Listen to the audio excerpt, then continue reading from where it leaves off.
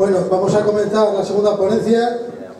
La mesa de debate estará compuesta por nuestro invitado David Serrada, senador del PSOE, y acompañado de nuestro presidente Francisco diputado, perdón.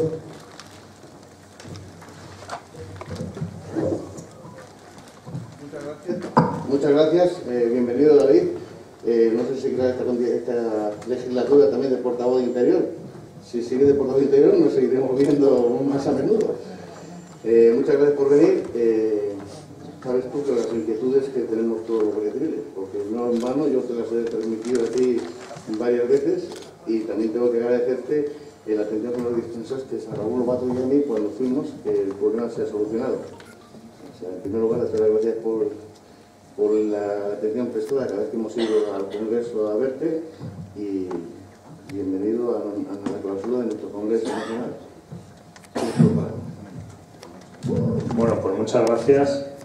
Y bueno, en primer lugar, yo daros las gracias, ¿no?, por poder asistir y poder participar en este congreso que, como me decía, está durando ya una semana. Yo os aseguro que una semana de congreso en mi partido sería una cosa de locos, porque con la tendencia que tenemos a hacer algunas cosas extrañas en los congresos, quizá acabaríamos peor de lo que empezamos, ¿no? Pero bueno, yo en primer lugar vengo aquí con la mayor humildad del mundo, ¿no? Sobre todo porque quienes conocéis y quienes sabéis el día a día, no solo de la Guardia Civil, sino también de cómo ha sido todo el proceso de negociación con el anterior gobierno y con el actual respecto a la equiparación, sois vosotros. Sois vosotros, y además sois lo que lo conocéis en primera persona. Yo aquí he sido testigo de algunas cosas que se han ido haciendo, pero bueno, quizá el peso importante, ¿no?, en todo esto lo habéis tenido las asociaciones de Guardia Civil. Y yo creo que eso es un paso importante que se dio en el mundo del asociacionismo, en ese proceso que se abrió por el anterior gobierno, y que este gobierno pues se tomó desde el principio, además no sé cómo expresarlo, con un impulso decidido también del Grupo Parlamentario Socialista, de que se considerara por el gobierno que el acuerdo que se había firmado era una cuestión de Estado, que no era un acuerdo que había firmado el Partido Popular o el gobierno del Partido Popular con asociaciones profesionales y con sindicatos, sino que era un acuerdo que se había firmado con las fuerzas y cuerpos de seguridad por una causa que desde el Grupo Parlamentario Socialista entendíamos que era una causa justa, una causa necesaria, como era esa equiparación salarial con las policías autonómicas, ¿no? Yo quería haceros un recorrido, sobre todo por que veáis que nosotros esto no solo lo hemos visto como una cuestión de Estado, sino que además nosotros hemos intentado no utilizar la equiparación o no utilizar a las fuerzas y cuerpos de seguridad del Estado como un arma arrojadiza política, que yo creo que eso también es importante, y sobre todo también en la consideración que se pueda tener hacia vosotros como parte fundamental y parte integral de esas fuerzas y cuerpos de seguridad. Mira, nosotros desde el Grupo Parlamentario Socialista, por los años que habíamos estado en la oposición, estos 7 años, nosotros teníamos una tradición, ¿no?, y una serie de propuestas que nosotros habíamos ido planteando al anterior gobierno a partir de multitud de iniciativas. Y había dos cuestiones fundamentales. Una que tenía que ver con la mejora en las condiciones laborales que tenía la Guardia Civil, y otra que tenía que ver con las condiciones en las que se realiza su trabajo. Fruto de estas dos cuestiones, una la heredamos, que es la equiparación, y otra la iniciamos hace 2 meses. Se aprobó en el Consejo de Ministros un plan de inversión en mejora de infraestructuras que tiene un valor de más o menos 800 millones de euros.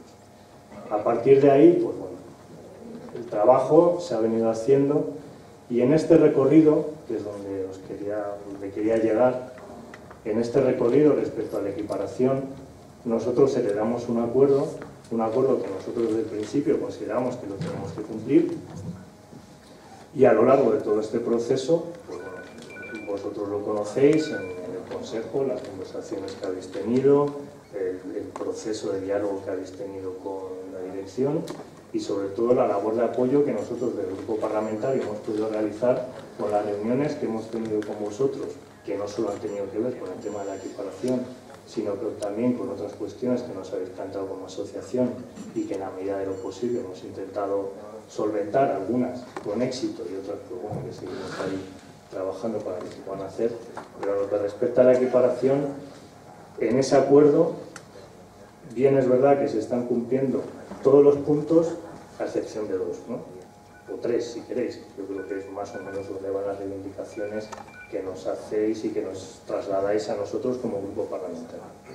Una que tiene que ver con esos 100 millones de euros que estaban en el acuerdo y que tenían que ver con la segunda actividad. Ahí deciros que nosotros la labor que hemos estado haciendo es, primero, tratar de identificar cuánta gente o cuántos compañeros podrían estar interesados en pasar a esa segunda actividad, porque en el acuerdo ese punto nosotros consideramos que no quedaba muy claro, en el sentido de son 100 millones al año, lo cual serían 300 millones de euros, pero son 300 millones de euros condicionados, cuántos compañeros se pasarían de segunda actividad, se volverían a ingresar al servicio. Aquí hay una cuestión fundamental que nosotros, desde el Grupo Parlamentario Socialista, hemos planteado también al Gobierno, y es la opción de que con el reingreso o la incorporación de compañeros que estén en segunda actividad se podrían prestar una serie de servicios administrativos y permitirían que hubiera más compañeros dedicados a seguridad ciudadana, con un concepto fundamental que nosotros tenemos en la cabeza, y es que la Guardia Civil es quien mejor presta el servicio, no solo porque tenga la competencia, sino también por la formación que tenéis en muchos ámbitos y en muchas áreas que afectan a la seguridad en el entorno rural. Y ese entorno rural, con este concepto que manejamos ahora, ¿no?, de la España vacía, creo que es fundamental que la gente que vive en los municipios. Yo vengo de una provincia como Salamanca, tenemos 361 municipios. Os podéis imaginar las dificultades que existen para que esas personas que viven en el ámbito rural tengan esa igualdad, porque esto es una cuestión de igualdad también, de acceso a un servicio público como es la seguridad. Y ahí vosotros jugáis un papel fundamental. Entonces, en ese sentido, nosotros creemos, ¿no?, desde el grupo parlamentario, así lo hemos tratado al Gobierno y en reuniones que hemos mantenido no solo con vosotros, sino también con otras asociaciones, que esa labor que hacéis vosotros se podría ver potenciada sobre todo con una redistribución, un nuevo despliegue de efectivos en las provincias, en las comandancias, pero también con más efectivos que no solo tienen que ser efectivos que provengan de ofertas públicas de empleo, sino también con una reclasificación de efectivos dentro del cuerpo, y ahí la gente que está en segunda actividad nosotros creemos que pueden tener un papel fundamental, ¿no? El otro punto caliente, por así llamarlo, es la consultora, ¿no?, el informe de la consultora. Yo he visto multitud de noticias, además la mayoría de ellas, en función del medio en el que lo leas, pues tiene una orientación u otra, ¿no?, además de manera distinta, lo que me lleva a pensar que son noticias que se fabrican con el fin de intentar generar una cierta opinión entre quienes la leen, ¿no? O sea, yo creo que son noticias que, bueno, pues que tienen su componente de verdad, porque si no, no sería información, pero yo creo que no se ajustan a la realidad. He visto noticias como que hemos pedido un informe, o que el Gobierno ha pedido un informe al Consejo de Estado para ver cómo era eso, etc. Evidentemente, yo voy a decir dos cosas, sin ánimo de hacer aquí ninguna crítica, que yo creo que no es el momento ni es el lugar, pero nosotros, cuando recibimos esa herencia que os decía, recibimos una herencia envenenada por dos cosas. La primera, porque no había informes jurídicos por ningún organismo del Gobierno que avalaran ese acuerdo, ni un solo informe jurídico. Y cuando alguien toma una decisión de este tipo, con un importe económico tan grande como el que había, lo normal es que se pidan informes jurídicos para ver si lo que se ha firmado es jurídicamente viable o no. Pues bien, nosotros no nos encontramos ningún informe jurídico, es más, tampoco nos encontramos ninguna sola acta de las reuniones que se celebraron con vosotros o con sindicatos, o las que celebrasteis de manera conjunta. Y hay otro aspecto fundamental. Nosotros nos encontramos un acuerdo en el que el Ministerio de Hacienda y Función Pública no tenía conocimiento formal de qué es lo que se había firmado, hasta tal punto que la CECIR, que es el organismo de coordinación económica del Gobierno para determinar asignaciones presupuestarias, no había llegado ni un solo papel por parte del Ministerio del Interior ni por parte de ningún otro ministerio sobre esa cantidad. Eso nos llevó a que durante los meses de verano nosotros hiciéramos un trabajo intenso para que ese acuerdo se pudiera cumplir. ¿Dónde quiero llegar con esto? A que el informe que se ha pedido al Consejo de Estado es un informe que lo que pretende es avalar ese acuerdo y ver si hay algún resquicio legal o si alguien impide el acuerdo. Sí, esto no es para que nosotros digamos, no es que ya tenemos una excusa para no pagar. No, si lo que está en el acuerdo está, y eso está firmado. Pero también necesitamos salvaguardas legales para evitar que haya quien a lo mejor entienda que ese acuerdo no es válido y nosotros queremos saber y queremos llegar a la conclusión de qué se puede hacer y qué no se puede hacer. Por lo tanto, el informe de la consultora, y yo creo que bueno, es una cuestión que vosotros habéis trabajado en el Consejo, el informe de la consultora estamos esperando a que nos llegue. Yo también os digo, y ya os lo he dicho en las reuniones que hemos tenido en el Congreso, yo el informe de la consultora no lo conozco, entre otras cosas, porque eso sería una cuestión de flagrante ilegalidad y una cuestión fundamental. Es un acuerdo firmado entre el Gobierno, el Ministerio del Interior y una empresa de consultora externa con un contrato que se hizo por el anterior equipo ministerial y que afecta a una cuestión de relación entre un poder público y una empresa privada que firman un acuerdo. O sea, es decir, que a partir de ahí, cuando esté el informe, tal y como estaba en el acuerdo, os comunicaráis, os dirá cuál es el resultado, que ya os digo que desconozco cuál es el resultado del informe. Y yo creo que estas son las cuestiones que más, ¿no? que vosotros más preocupados estáis, y creo que dije una tercera, ¿no? Pero señor. No, pero pero fundamentalmente eran estas dos, ¿no? Era la segunda actividad, era lo que tenía que ver con el informe de la consultora y la ILP. La ILP. Respecto a la ILP, hay ahí una cuestión legal de fondo.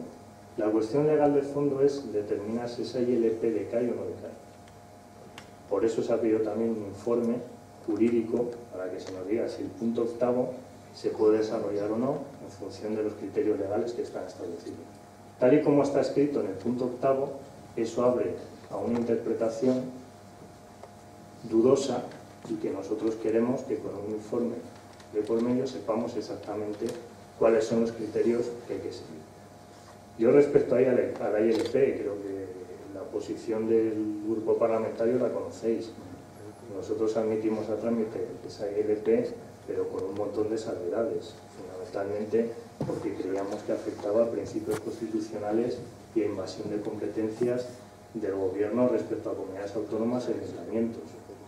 A partir de ahí, nosotros el compromiso que tenemos es, si los informes son favorables, pues nosotros podremos seguir tramitando en el Congreso, se podrá seguir tramitando esa ILP, pero también os digo, esto es una cuestión de Estado. Si se tramita la ILP, tiene que ser una ILP en la que haya un amplio consenso político para que esto salga adelante. Porque esto yo considero que cualquier cuestión que tiene que ver en el ámbito del interior y sobre todo con una cuestión tan fundamental en los pilares del Estado como es la seguridad pública, tiene que hacerse con el consenso de todos. Si en ese consenso, que yo creo que es posible, entramos las principales fuerzas políticas, yo creo que va a salir un texto legal, va a ser un texto legal positivo para todos. A partir de ahí, pues nada, nosotros, ya digo, respecto al acuerdo, lo que queremos es seguir cumpliéndolo, lo que queremos es seguir cumpliendo lo que estaba firmado. Hemos salvaguardado el aspecto económico, ya desde el verano pasado está salvaguardado, ya hay una cláusula en el presupuesto, además en el presupuesto general del Estado. Nosotros incluimos una cláusula para que este dinero que estaba reservado para Policía y Guardia Civil seguirá reservado, o sea que no se tocará. Y nosotros ahora lo que queremos es que los puntos, aquellas cuestiones que quedan por desarrollar, podamos tener una base legal y una base jurídica suficiente como para poder desarrollarlos con garantías. Y nada más, no sé, yo ahora a partir de aquí dispuesto a lo que queráis. Yo entiendo por tus palabras que el Gobierno está dispuesto a cumplir el acuerdo firmado en su totalidad, independientemente de lo que diga la auditoría, o si en caso de que la auditoría dijera que es más cantidad, la postura, ¿cuál sería? Aquí ya entramos en lo que hace el Gobierno y en lo que hace el grupo parlamentario. Yo soy el gobierno. pero es el gobierno, el poder ejecutivo el que toma la decisión. Yo te digo, sobre esta cuestión, sobre lo que diga el informe de la consultora, lo que se ha pedido es el informe al Consejo de Estado para determinar hasta qué punto ese informe, tal y como está redactado el punto en el acuerdo, ver hasta qué punto un informe que haga una empresa consultora puede determinar la capacidad de decisión que tenga un organismo público, en este caso el Ministerio del Interior. Yo digo esto porque la cuestión aquí es fundamental a la hora de tener salvaguardas legales en el cumplimiento del acuerdo. Aquí no estamos, yo leí, por lo que decía antes, yo he leído noticias de todo tipo, pero esto es una cuestión de salvaguarda legal. Salvaguarda legal que no existía, no había ningún informe jurídico. Por lo tanto, tenemos que ver qué papel tiene una consultora, qué papel tiene un organismo público y ver hasta qué punto lo que diga la consultora se tiene que cumplir en los términos en lo que está incluido en el acuerdo. Pero yo creo que la predisposición, y así lo ha tratado el gobierno, la predisposición es optar a lo que diga la empresa consultora, pero siempre con esa salvaguarda. Sí, la última reunión que tuvimos con el ministro y con la última que tuvimos con el ministro y con el director nos dejó su predisposición a cumplir estrictamente el acuerdo. Pero para mí me queda la duda en caso de que fuera más. Yo entiendo que este gobierno va a cumplir el acuerdo firmado de los 370 millones, hay predisposición para cumplirlo totalmente. O por lo menos eso siempre es lo que me ha expresado a mí el ministro y el director general de la Guardia Civil. La duda nos quedaba en el otro tema, en caso de que hicieran control. No solo predisposición, sino que la partida presupuestaria está cerrada y además a cuota de garantizada en la ley de presupuesto del Estado. O sea, quiero decir que el cumplimiento del acuerdo se va a hacer, porque así está establecido. Pero a partir de ahí hay algunos puntos que quedan por desarrollar y que esos puntos que quedan por desarrollar es importante no solo tener esa salvaguarda económica que está, sino tener esa salvaguarda legal que creo que es fundamental cuando estamos hablando de empleados públicos y estamos hablando del gobierno, ¿no? Entonces yo creo que ahí es en lo que se está trabajando, en lo que se lleva trabajando una vez que estaba asegurado ya el ejercicio del 18 y el del 19, y en eso es en lo que se está trabajando con el parón que ahora sabéis que tenemos que haber unas elecciones generales y el parón de los 15 días que tenemos de elecciones municipales. Pero que esto, si os dais cuenta, de un parón de un mes y medio, porque vosotros habéis seguido trabajando con la dirección. Sí. El Ministerio del Interior y la dirección hemos seguido trabajando. No, es que yo quería tranquilizar a los compañeros de que realmente, porque sabéis que hay muchas voces por fuera que no vais a cumplir, que yo creo, yo personalmente pienso que vais a cumplir el acuerdo de porque me lo están diciendo todos los días, a mí y al resto de los federaciones, o sea, que no es que sea una cosa mía personal. Entonces, yo lo que quiero tranquilizar a los compañeros que no hagan caso de lo que dice cierta asociación que está por ahí, que todos conocemos y que no voy a nombrar, no voy a hacer publicidad gratuita. Otro tema que me preocupa bastante, y nos preocupa que lo que estamos, es el tema del famoso informe que es sobre la distribución territorial de la Guardia Civil. Nosotros entendemos que, en efecto, la Guardia Civil está estructurada para los medios técnicos que había en el siglo anterior, pero en estos momentos, por medios técnicos que hay, va a ser necesario una reconstrucción. El director nos ha dicho que hay un informe hecho, entonces queríamos saber la postura vuestra con respecto a este tema, al cierre de los cuarteles. Bueno, yo en esto soy, no sé si me permitís la palabra, yo soy bastante hooligan en esto, ¿no? Porque yo, como digo, provengo no solo de una provincia pequeña, sino de una comunidad autónoma absolutamente despoblada, en la que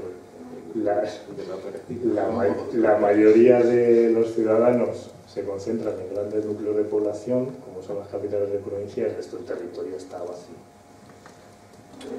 Yo os voy a decir hasta qué punto soy firme defensor de esto. Yo, en la época de oposición, trabajé con la Ejecutiva Federal del Partido Socialista una proposición no de ley, precisamente, en la que hablábamos de esa necesaria redistribución de efectivos en el territorio, en la que hablábamos de que la Guardia Civil es fundamental no solo para cuestiones de seguridad ciudadana que tienen que ver con robos en el campo, sino que también tiene que ver con la protección del medio ambiente, con la protección del patrimonio y sobre todo una cuestión que a nadie se le escapa, que es la violencia de género en el medio rural, porque esto es una cuestión que se visualiza rápidamente, ¿no? Y bueno, aquí estamos en casa de estas cosas, ¿no? Pero yo cuando voy a otros sitios y hablo del papel que realizáis, yo siempre pongo la misma imagen visual, ¿no? Siempre que hay un caso de violencia de género, la mayoría de las veces quien sale es un guardia civil, lo que quiere decir, y además con datos, que hay una desproporción muy grande en cuestiones de violencia de género en el ámbito rural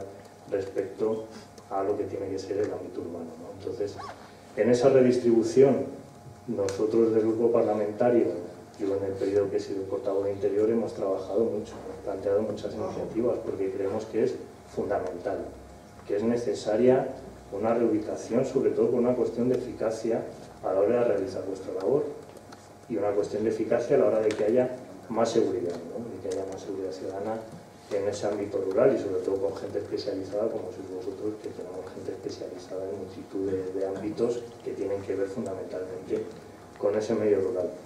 Yo respecto al informe que hice, yo ese informe llevo oyendo que existe desde hace 3 años, sin exagerar. Yo entré diputado hace 3 años, entré en la Comisión de Interior y ya era una cuestión que seguía y que nosotros hicimos preguntas parlamentarias. En esas preguntas nunca se nos aclaró si existía o no existía el informe y yo creo que si queremos hacer un trabajo serio también respecto a la redistribución de efectivos, hay que contar con un pilar fundamental, que es la sociedad civil, las personas que viven en el ámbito rural, pero también con los alcaldes que conocen también bien el medio rural y que yo creo que es una cuestión fundamental contar con ellos y contar con su opinión. A partir de aquí yo creo que hay unas elecciones municipales a la vuelta de la esquina y yo creo que eso es una labor y que además ahora que vosotros habéis renovado y que venís ahí con más fuerza, creo que es una cuestión que tenéis que trabajar con la dirección y que una vez que se habrá elegido las nuevas corporaciones municipales, yo me pondría en contacto rápidamente con la FEM, con la Federación de Municipios y Provincias, y empezar a trabajar de manera conjunta con ellos, porque yo creo que es la garantía de éxito para que ese plan salga adelante, poder contar con los elementos que operan, ¿no?, en el día a día del ámbito rural. O sea, que yo de la redistribución de efectivos soy, vamos, que para esto yo he dado guerra en la oposición y he dado guerra en el gobierno desde el minuto 1.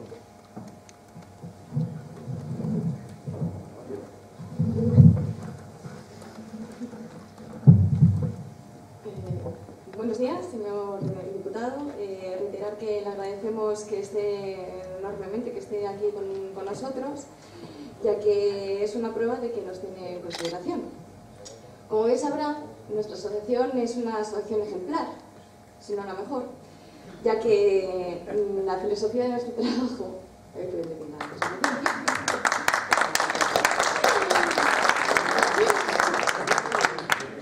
Bueno, hay que decirlo. Para mí es la mejor, por supuesto. Nuestra filosofía de trabajo se encarga de la atención a nuestros socios, que es nuestro principal objetivo, y se consigue por medio de la mediación y el diálogo. Pues bien, esa mediación y el diálogo es por medio de todas las personas que formamos parte de la asociación, mujeres y hombres, que entre todos formamos una gran familia, ¿vale? Por lo que ese trabajo lo hacemos desde el corazón y sobre todo desde la lealtad. Bueno, dicho esto, como en representación de la nueva federación que se ha creado dentro de, bueno, ya lleva creado mucho tiempo, pero nos hemos dado el nombre de Federación Mujer e Igualdad, ¿vale? Trabajando en el plan de igualdad, que también es de todos conocido. Pues bien, nos queremos centrar en la problemática que tienen nuestros guardias y nuestras guardias, así como en la problemática y así también en dar soluciones, ¿no?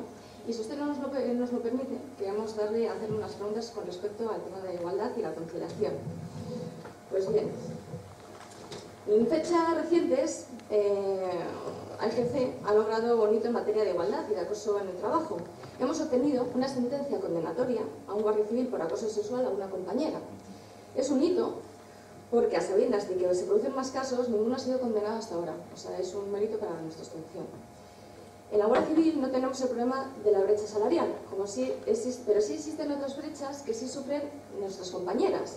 Por ejemplo, seguimos estando, entre comillas, penalizadas en el embarazo, ya que perdemos la productividad y no estamos enfermas cuando nos quedamos embarazadas. ¿Por qué no se regula esta situación?